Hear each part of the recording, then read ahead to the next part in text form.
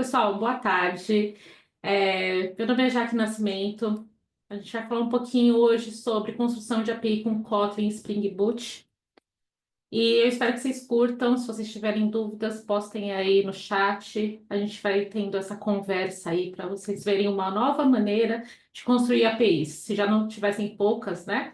Mas agora dá para a gente também utilizar o Kotlin. Não de agora, já faz um tempo, mas vamos ver como que a gente pode construir dessa maneira. Só me apresentando um pouquinho, eu sou engenheira de software back-end, com especialização em arquitetura de software pela FIAP. Hoje, o meu foco de estudos, ele está muito voltado para a questão de design de código, boas práticas para sistemas escaláveis. Eu gosto bastante também da parte de monitoramento, estou me envolvendo bastante, principalmente com utilização de Datadog, então é o que eu estou estudando nesse momento. E também, claro, toda a stack da parte de AWS também, que está muito ligada com o meu atual empregador. Umas curiosidades sobre mim é que eu tenho um gatinho chamado Café, né? Afinal de contas, dificilmente você acha uma pessoa programadora que não gosta de café, então eu tenho aí o meu pretinho que eu chamo de Café também. Eu adoro eventos tech, seja online, seja presencial. Sou muito rata de evento, então eu sou de São Paulo. Provavelmente vocês forem também, vocês me encontram por aí. Eu gosto bastante de eventos na área de segurança também. Eu acho o pessoal muito animado, muito legal. De DevOps também, com certeza. Não tem como você não frequentar para saber o que está acontecendo no mercado de trabalho, né? Afinal de contas, um evento tech, ele, principalmente os presenciais, é muito voltado para isso, para você entender como que o mercado está se comportando, quais são as principais ferramentas para conhecer novas pessoas, líderes, técnicas que você pode se espelhar, que você pode seguir.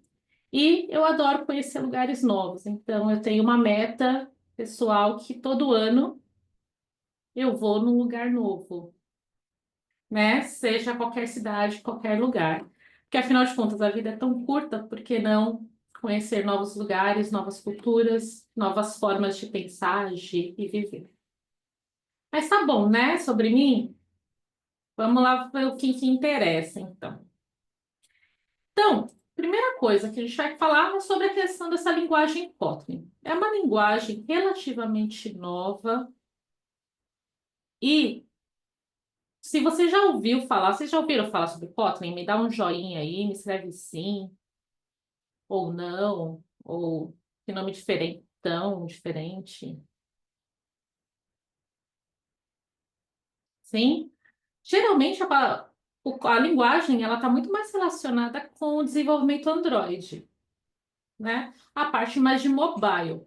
Mas sim, a linguagem ela é multiplataforma, então dá para a gente fazer a parte do servidor utilizando o Kotlin. E por que que utilizar Kotlin? Muitas empresas hoje Paula, é isso mesmo. O Kotlin é o Java, mas sem usar o Java, mas usando o Java. Mais ou menos isso. Você acaba utilizando a JVM, você tem a parte do suporte da JVM que já quebra milhares de pedras quando a gente vai desenvolver, porque afinal de contas, né, o Java ele é uma linguagem muito consolidada, com uma comunidade muito forte e ativa, que produz muitas features. Então, aproveitar já desse ambiente, eu acho que a JetBrains, né, que foi que criou, deu, tipo, foi perfeita. Foi, tipo, vamos reutilizar, não vamos reinventar a roda, né? Por que criar tudo, sendo que já tem criado, né? E o que que é legal em Kotlin, né? Além, ela é muito expressiva. Eu vou mostrar aqui códigos aqui para vocês. Vocês vão ver que a leitura dela é mais simples, né? Comparado com o Java, comparado com algumas outras linguagens.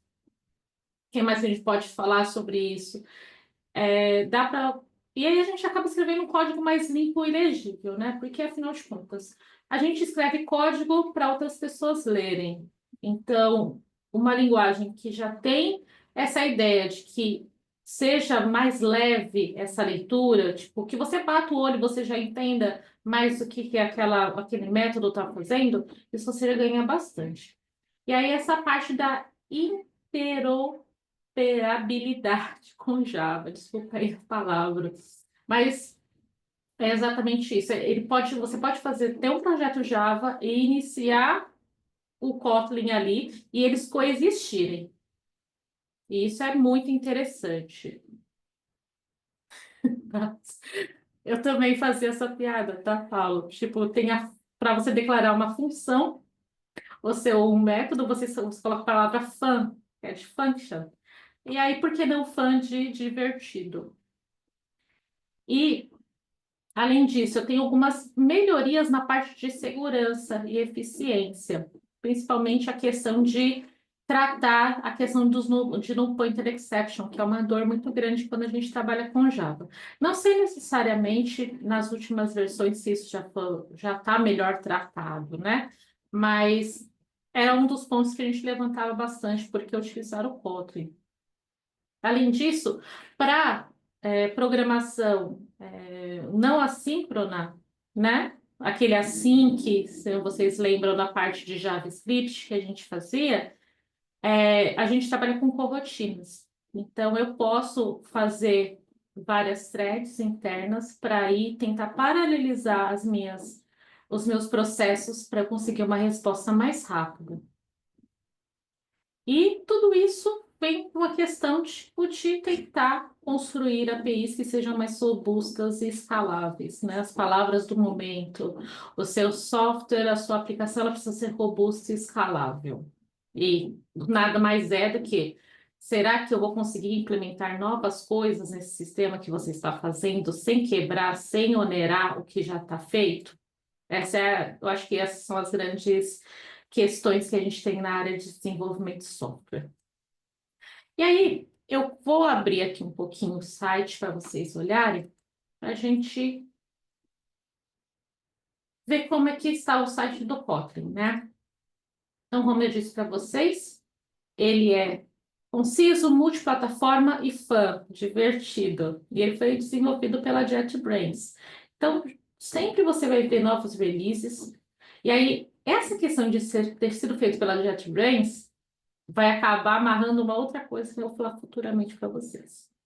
Mas eu tenho aqui a questão de ela ser multiplataforma, tenho grandes empresas hoje trabalhando com Kotlin, tá? Então, aqui tem o exemplo do McDonald's, da própria AWS, da Philips, da Forbes, da Adobe também. Tem empresas brasileiras também, empresas muito grandes brasileiras trabalhando também, então, que eu sei, além do Itaú, que em algumas, a gente chama de comunidade lá, em algumas comunidades a gente trabalha com Kotlin, principalmente para fazer a nossa parte do back-end e dos nossos BFFs, que essa é back-end for front-end. E o iFood também, ele trabalha bastante com Kotlin para construções de APIs, tá? Tem muito mais, gente, que agora faltou minha pesquisa em outras empresas que poderiam ser referências de mercado para isso. Mas mercado tem para a parte de back-end, tá bom? Se a gente subir aqui, eu tinha visto a parte das solutions, né? Então eu tenho tanto a solução para Android, como para data center, como o server-side. Essas duas eu não explorei, por enquanto, porque não são as minhas áreas de interesse, mas é importante saber que também ela dá sustentação para essas outras áreas. E o que é interessante, né? A gente estava falando daquela parte da interação que a gente tem com a parte com Java. Eu tenho bastante recursos que a gente utilizava no Java que a gente acaba também utilizando aqui. Exemplo, o Spring, né? Eu vou acabar falando referente ao framework que a gente pode utilizar para construir a API, mas eu tenho, desculpa, eu tenho o Micronaut, eu tenho Quarkus também, tem ótimas comunidades também crescendo no Brasil referente a Quarkus. E você pode usar, ou melhor, ela tem essa linguagem mais tranquila, e o que eu ia falar é referente a qual IDE utilizar, né? Então, ó, aqui também está falando sobre a questão de coroutines também. Vale muito a pena dar uma explorada aqui nesse site. Mas aí, beleza. Kotlin parece ser legal, parece ser divertido. Já tem o fã aí na sua estrutura. E quais seriam os prós e os contras, né? Afinal de contas, tudo tem seus dois lados da moeda, né?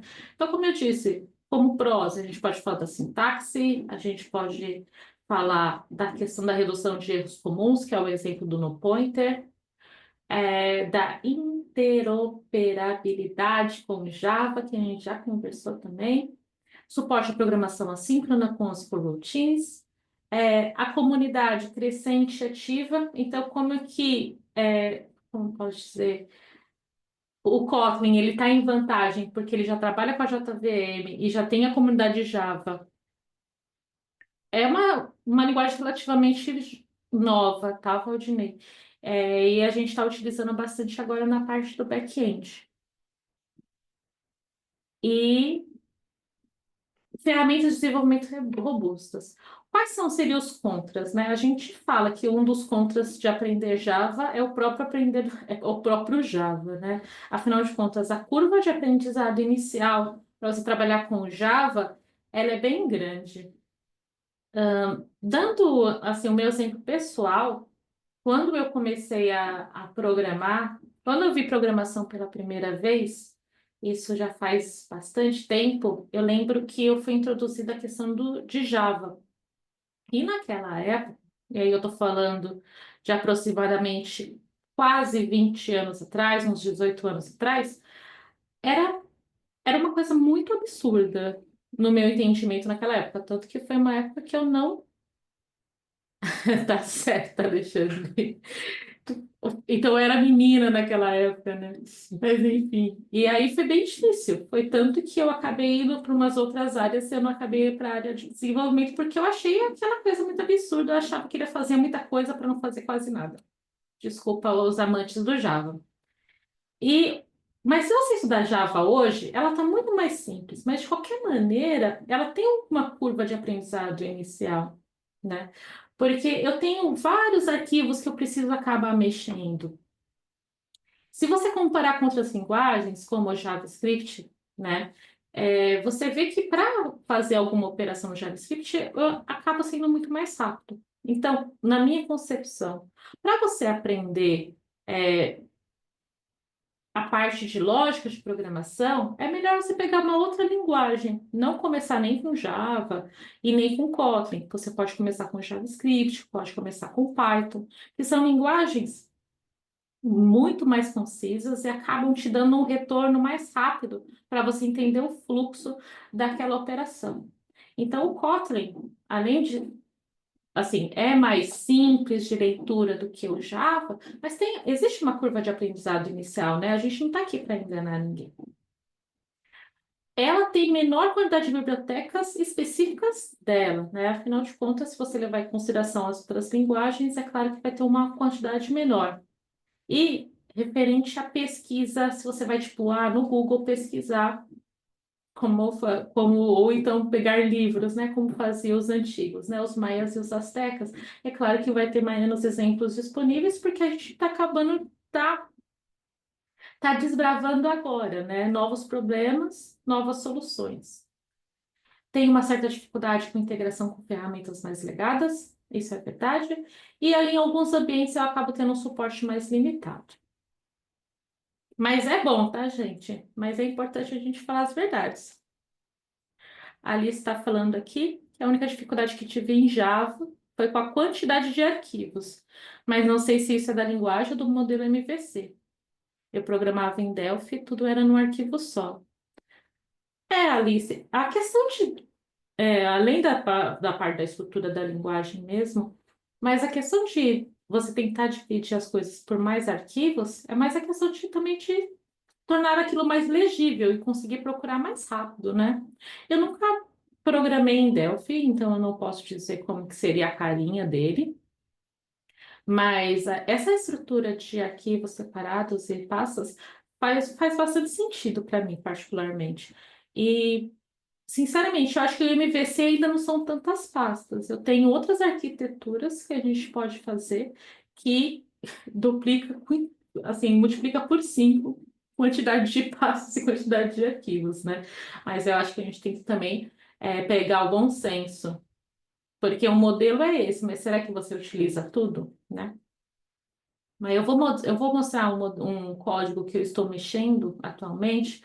É um projeto relativamente novo, então vocês vão ver que tá bem iniciante, mas você já vai ver que vai ter uma quantidade relativa de arquivos e pasta, mas é por conta da arquitetura que eu acabei utilizando.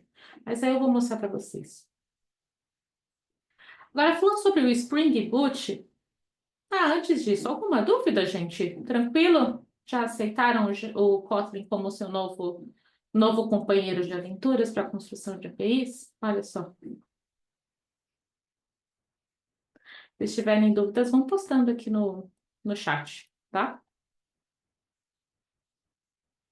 O Spring Boot, eu acho que nem precisava de tantas apresentações. Quem já vem da parte do mundo Java, vamos falar assim, já utiliza bastante a questão do Spring como como framework, né? Afinal de contas, ele agiliza demais a parte de desenvolvimento. Você não precisa ficar quebrando tantas pedras e fazer tudo desde o início, né? Aquela grande ideia.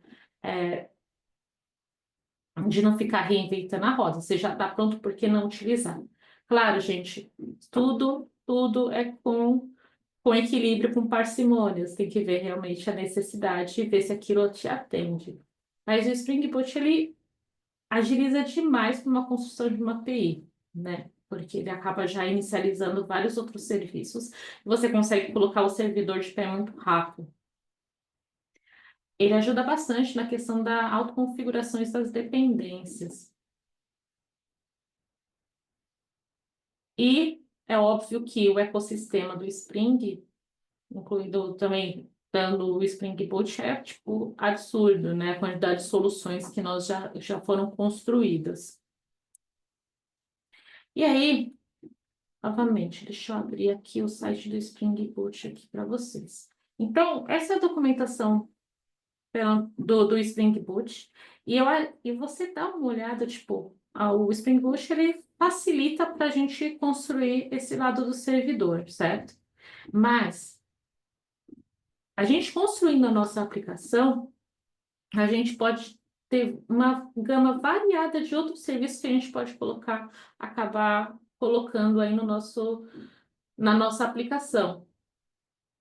E eu acho interessante, tipo, você falar, tipo, tem o Spring Data, que aí você pode trabalhar com JDBC, que aí é a parte de banco de dados, ou o próprio JPA, que é bem interessante também, que dá para você fazer conexão com o banco de dados muito facilmente, reduz demais a questão da sua escrita para fazer conexão. Tem o Redis, quando a gente fala um pouquinho, quando a gente fala sobre cache, tem o MongoDB, quando a gente fala sobre NoSQL. Então, assim, tem muita coisa. Se você descer mais, assim, olhar para o mundo Spring, né? Tem a parte de Spring Security, que não tem nem o que dizer, né? O quão importante é a parte de segurança, como a gente está falando, a parte de autorização, a parte de autenticação, verificar se realmente aquela pessoa tem acesso àquele recurso. O que mais que eu uso relativamente bem? Tem uma parte Kafka aqui para a questão quando você trabalha com eventos, né? Para publicação de eventos. Tem um novo que era o Spring AI. Eu ainda não mexi, mas estou ouvindo boas coisas sobre ele. Dá para você implementar também utilizando. Tem a parte de documentação, para agilizar a documentação. Afinal de contas, documentação não é sempre uma dor. E aí a gente tenta sanar essa dor de alguma maneira, né? Então, tem tools, né? Ferramentas como o Swagger, não sei se vocês conhecem, mas ele é muito legal para você fazer os testes em aplicações. Então, assim, todos esses recursos dá para você associar na sua aplicação com o Kotlin. E aí, para configuração, né? Afinal de contas, como que a gente vai configurar isso daí? A gente vai utilizar a JDK, lembra? Que é o Java Development Kit, e uma IDE. E aí, como eu falei no começo para vocês, né? O Kotlin é pela JetBrains, porque Então, vai ficar muito mais simples se você utilizar uma IDE também produzida por eles. Que não é caso, a que eu utilizo é a IntelliJ. Vocês já ouviram falar sobre a IntelliJ? Sobre a IntelliJ? Eu achei ele muito simples, assim, a carinha dele, para você conseguir, tipo, programar mesmo. Já ouviram falar? Sim, não, mais ou menos. De qualquer maneira, não, peraí, vou falar. Boa. É legal porque o IntelliJ,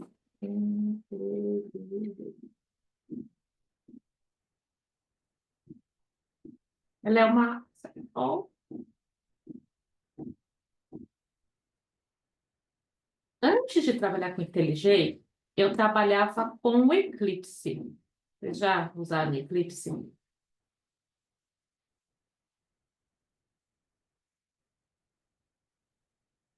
Já, boa. Porque é muito. Sim, Alice, é a mesma empresa do PyCharm, né? Quando eu migrei do Eclipse para o IntelliJ, nossa, foi uma mudança absurda. Porque, na verdade, eu usava muito o VS Code.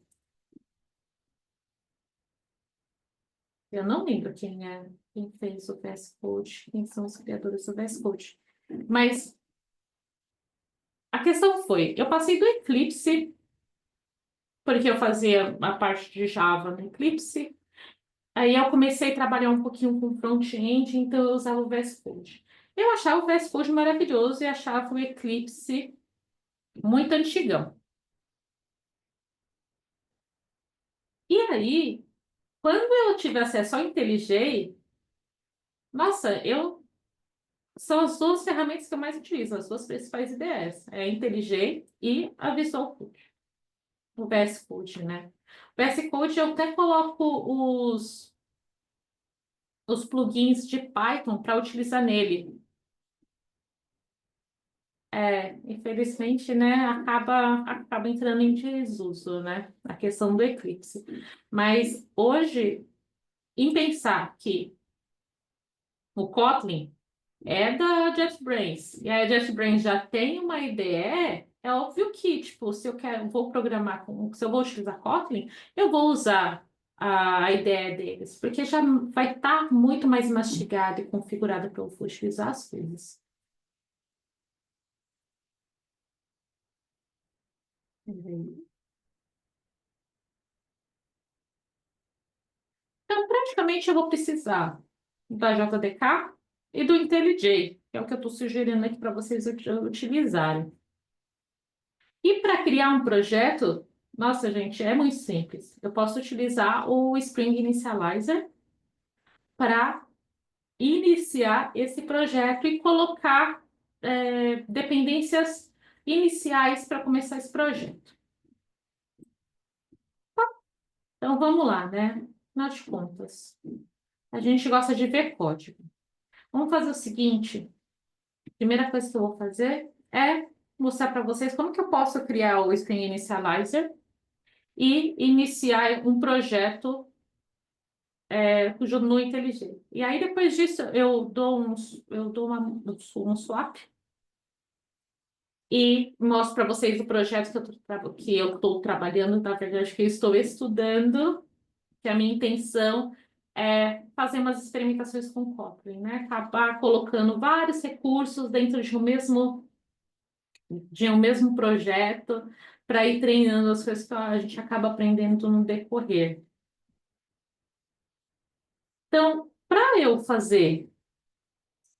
conseguir iniciar o projeto, né, eu entro no Spring Initializer e aí vai dar para a gente também, deixa eu fechar aqui. E ele tem exatamente essa carinha. É que eu já estava iniciando. Ele já pergunta quais vão ser as configurações aí do projeto de vocês. Eu vou colocando os links aqui, se vocês quiserem ir fazendo junto, alguma coisa do tipo. Mas é uma ótima maneira para você startar o projeto. Aqui são as configurações básicas. Então, eu já coloco que eu vou tirar. Aqui é o gerenciador de dependência, né? A gente pode gerenciar as dependências utilizando o Gradle ou o Maven. O Maven geralmente a gente usava bastante com o Java, mas o Gradle ele atende bem também a questão do Kotlin. E pelo menos os trabalhos, os projetos que eu trabalhei, né, sempre a gente utiliza Gradle. Então eu vou meio que basear aqui no Gradle aqui essa construção com vocês.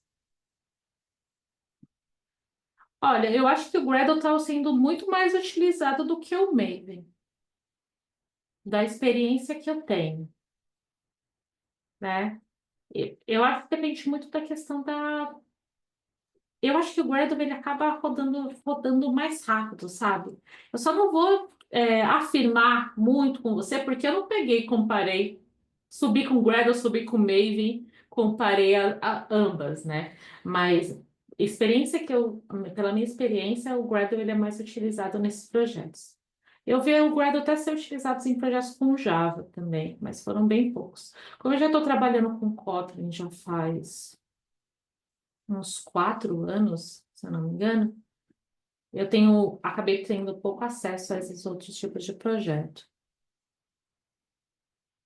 Linguagem, eu já estabeleço aqui o Kotlin, o Spring Boot, eu coloquei aqui nessa versão 3.3.5, e aí eu vou fazer as configurações do metadata do projeto, como o group, o artifact, né? Nossa, o artefato, o nome, a descrição do projeto e como que você quer o package name, a estrutura do package name. Você pode gerar um jar e qual que é o Java que você vai trabalhar.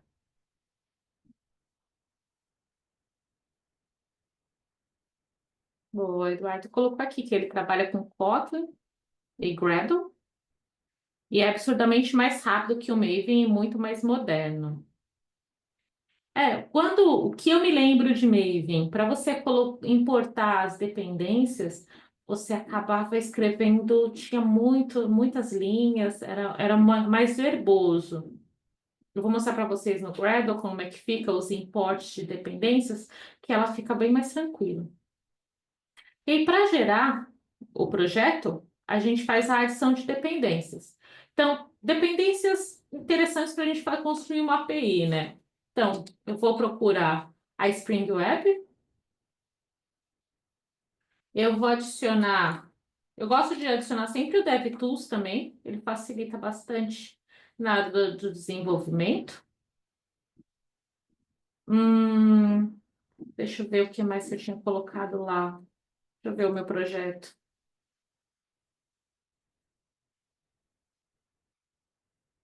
Opa, esse não.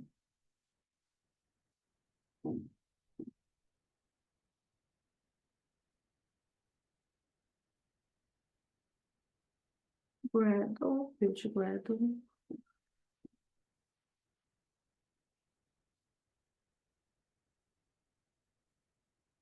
Só um minutinho, gente.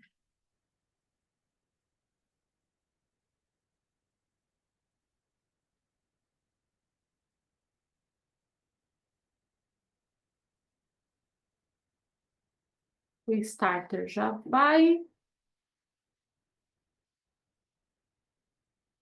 Tinha colocado mais um, eu tinha colocado o JPA. Olha, como eu estava falando para vocês, né? Eu coloquei web, coloquei. Não sei se vocês conhecem o Lombok também, se você procurar aqui, ele tem. Então, aqui tem as separações, né? Então, assim, tools para desenvolvedores. Eu tenho Docker Compose, que é bem importante, né? Afinal de contas, hoje dificilmente a gente não utiliza o Docker para subir dependências de banco de dados ou alguma outra coisa para facilitar. Tem o Lombok, que é uma biblioteca bem interessante para diminuir a redundância de código, né? Para a web, como eu já falei para vocês, a gente colocou só a parte, só o Spring Web, mas se você trabalhar com APIs reativas, e aí eu não vou entrar nesse tópico, mas dá para você já inicializar ela por aqui. Se você trabalhar com GraphQL também. Se você deixar mais inflada a sua API RESTful, você pode também colocar essa dependência, que ela é bem importante também. Eu falo inflar porque tem as fases da API REST, né? Você diz que ela tem uma fase de entrada, que tem os recursos básicos, depois você consegue fazer alguns outros tratamentos, é como se ela evoluísse, ela como fosse um Pokémon, né? Tem e templates para engines, tem a parte de segurança, que aí na parte de segurança tem o Spring Security, tem as partes de autenticação também e de autorização. Dá para brincar bastante. Tem a parte de SQL, né? A parte de Data. A JPA é a mais simples para você conseguir fazer consultas de banco. Eu vou colocar ela porque é ela que eu estou utilizando na outra e eu mostro para vocês. Bom, você pode dar um explore para ver como é que vai ficar mais ou menos o projeto. Então, como é que... Eu esqueci o nome. A Alice estava falando, né? Nossa, tem um monte de pasta, e agora? Não tem como fugir muito. A estrutura do projeto vai ser praticamente esse. Ele já dá um git ignore aqui para você, e as dependências, ele vai vir tudo nesse arquivo chamado build.gradle.kts. Ele é muito mais limpo. Se eu quisesse construir só com aquelas três dependências utilizando o Maven, você pode ter certeza que você utilizaria mais de 47 linhas. Então, aqui ele já lista toda a estrutura do projeto. Ó, eu já estou falando que ele é com Kotlin, eu já estou te falando qual que é o Java, qual que é a versão que eu estou utilizando, que é o 17. Estou te dando no grupo, estou te dando o version, a versão do seu próprio do sistema, vamos falar assim, do sistema não, da aplicação. A relação de dependências, que aí a gente colocou o JPA, o Starter Web, ele coloca aqui um módulo para tratar JSON, né, que é o Jackson Model Kotlin. Tem o DevTools que eu coloquei agora, tem o Starter, e ele já colocou de brinde, porque eu sei que depois vocês vão falar, eu acho que vocês já devem falar bastante, mas vocês também vão falar sobre a questão de testes, e aí eu tenho níveis de teste, de unidade, de integração, end-to-end, assim por diante. As maneiras de a gente assegurar a qualidade do nosso teste. Ele já dá aqui de brinde a parte de Test Implementation, utilizando o JUnit 7 não, 5 para o Kotlin. Então, assim, ele acaba sendo muito limpo.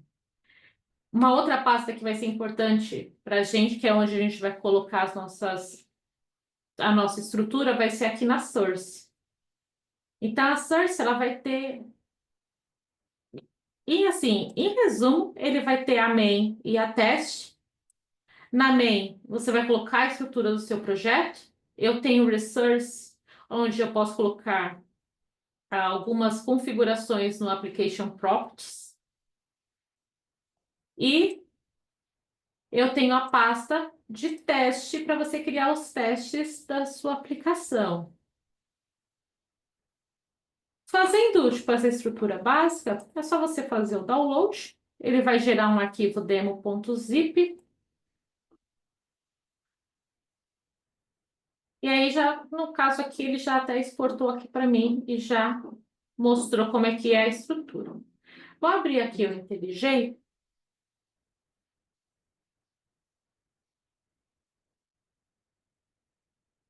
A letra tá boa, o tamanho, gente? Dá para vocês verem bem? Tá? Beleza. Eu vou abrir, vou dar um open aqui em downloads, o demo de demonstração. Vou colocar um trust. Vou pedir uma nova página, uma nova janela.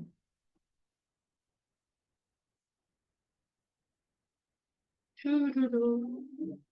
Vamos, filho.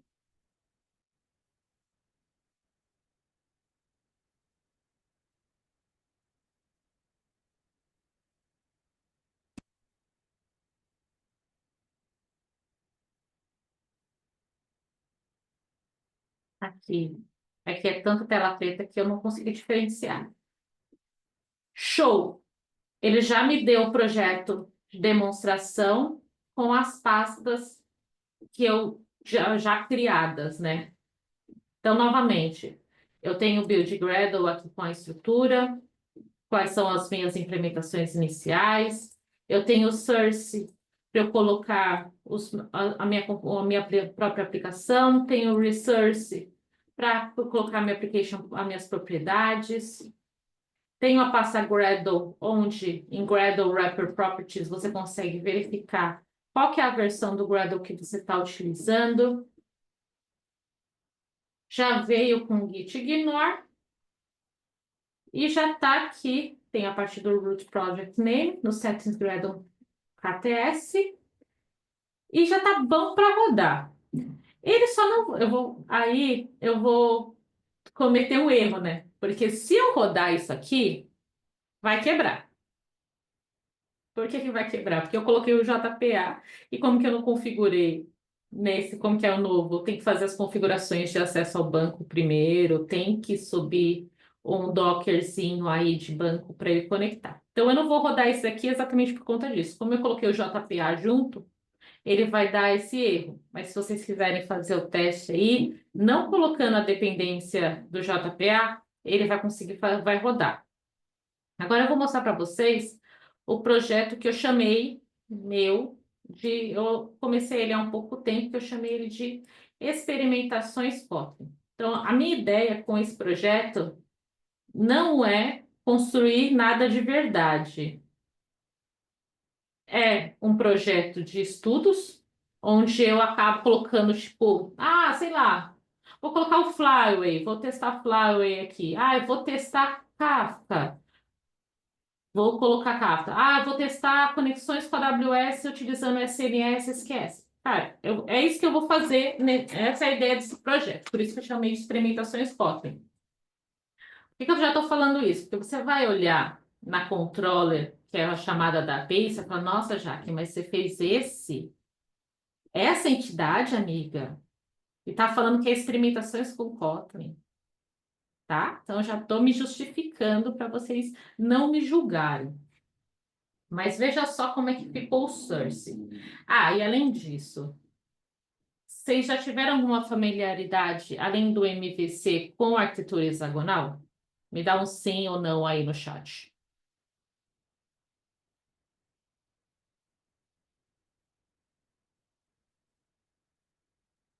Não? A Marilise, foi certo? Eu acho que sim. Falou que não. A Alice também falou que não. O MVC, ele tem uma estrutura, né? Que ele separa ali o módulo, o view, o controller entre as pastinhas. Quando a gente vai para a arquitetura hexagonal, ele tem uma outra nomenclatura, uma outra proposta. As coisas acabam ficando muito mais apartadas. E a ideia do hexagonal é essa, né? Deixa eu só, para quem nunca viu sobre a arquitetura hexagonal,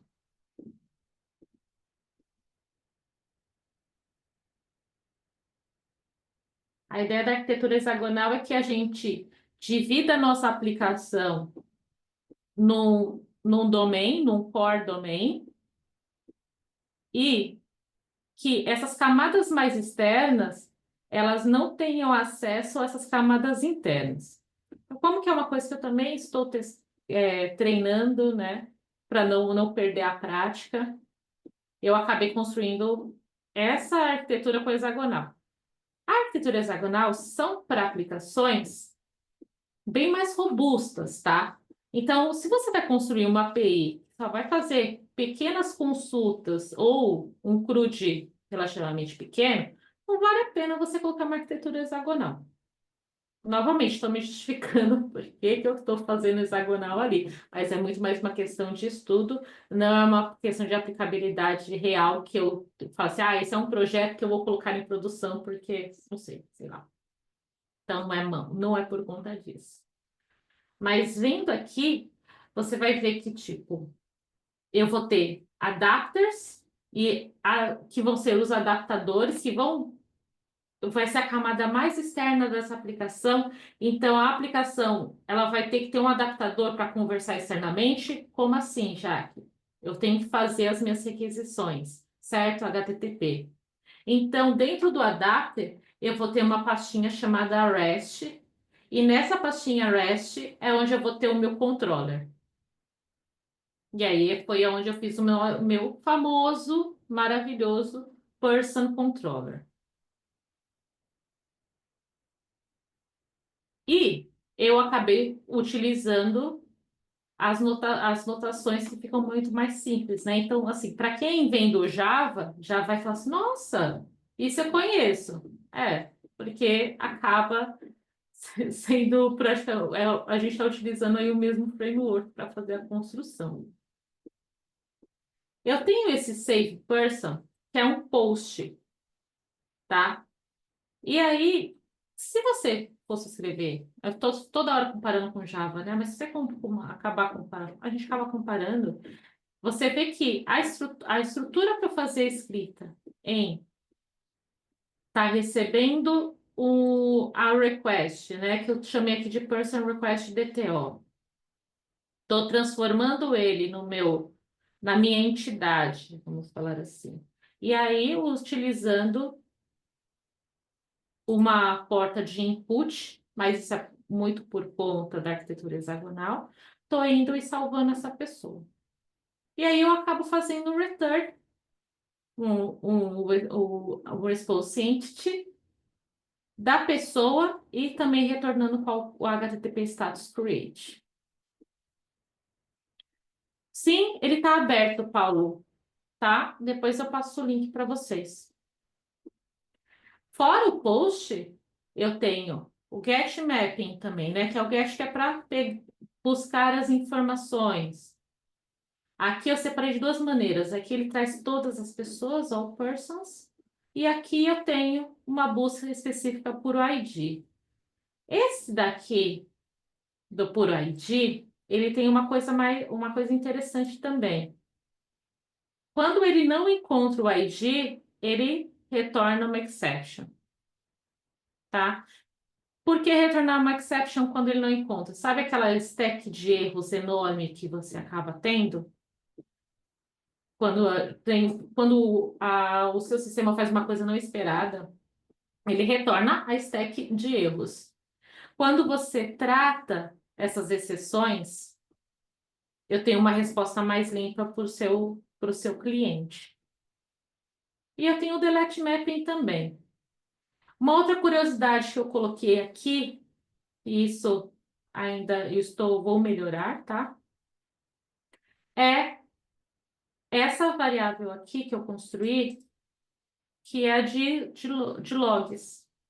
Porque se eu não colocar o log info aqui, falando assim, olha, ele tá fazendo tipo, a ação dele é um person controller, que eu coloquei o nome da controller, é um save person, porque é para salvar a pessoa. Quando eu rodar a aplicação, ele vai me dar, tem até aqui, ó, dá para ver? Aqui tem a action que foi chamada, porque se eu não coloco essa linha de log, ele não retorna aqui para mim. E eu coloquei aqui, no caso, no nível info, né? É legal porque isso dá para a gente também exportar para nossas outras ferramentas de observabilidade. Poder fazer um rastreio de como que aquela requisição se comportou dentro da sua aplicação. A gente registrando os logs dentro dos métodos, no caso do save person que tem, e aí a partir disso eu consigo ver como que essa aplicação reagiu. Se eu entrar, aí só para mostrar para vocês como é que tá, eu tenho aqui o save person, aqui na parte de domain, em model, eu vou ter o meu modelo da person. E aí, só mostrando um pouquinho da estrutura, eu tenho aqui que ele tem 4 parâmetros, né? Ele tem um UUID que ele é gerado, tem o nome, tem a idade e tem o creation date. Creation date. Ele tem essa estrutura, porém, quando eu peço para criar, quando eu mando para criar essa entidade person aí, essa pessoa, eu só requisito duas informações do meu usuário, que é o name e o age. Primeiro, porque a data eu posso verificar localmente, eu não preciso perguntar qual que é a data e hora. E o ID eu acabo gerando um random UID para esse usuário. Isso daqui é uma boa prática, porque mais em questão de segurança, né? Não dá para a gente gerar IDs sendo incrementais para os nossos usuários. Tipo, você é cliente 1, você é cliente 2, cliente 3. Isso reduz drasticamente a questão de segurança da sua aplicação. Por isso que a gente também utiliza o UID. Também depende do tamanho da sua base, né? Então, é interessante você utilizar também esse recurso. O que eu queria mostrar mais aqui, além da person, porque o meu tempo acabou, gente. Meu Deus. Calma aí. Falo demais. Só queria mostrar para vocês a request no Postman. Então, beleza. Mostrei aqui para vocês que, pessoal, vou mostrar o salvar, tá? A questão do salvar, eu requisito algumas informações para poder para salvar aqui, certo? Então, eu fiz aqui no Postman, rapidinho. Eita! Ah, tá. Eu fiz aqui no Postman rapidinho para a gente fazer um post de pessoa. Então, esse daqui foi da requisição anterior, tá? Ele só pede o nome e a idade. Então, eu vou colocar, sei lá, idade 15, colocar um outro nome, Jana Doi, e vou dar o send.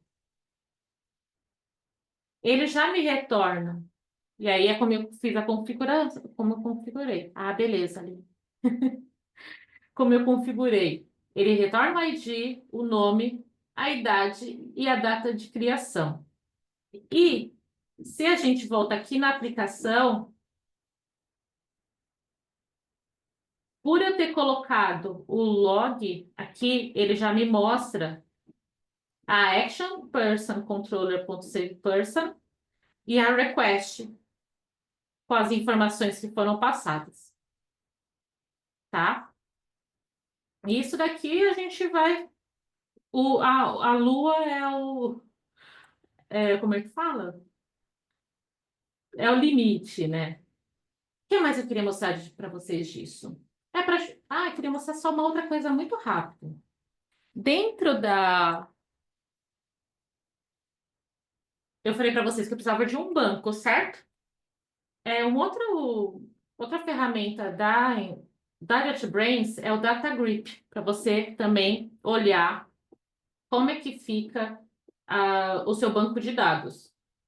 E a carinha dele é também muito mais tranquila comparado com outras ferramentas que eu já trabalhei. E se eu clicar aqui em Person, aquela pessoa que a gente fez, a Diana Doi, ela já entra aqui.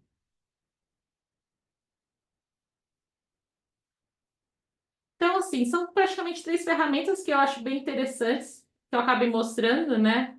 Que é o próprio IntelliJ, o Data Grip, que eu acho legal, e também o Postman para você fazer essas requisições. Eu vou deixar esse link aqui para vocês, eu mando para vocês. E eu acho que é isso, gente.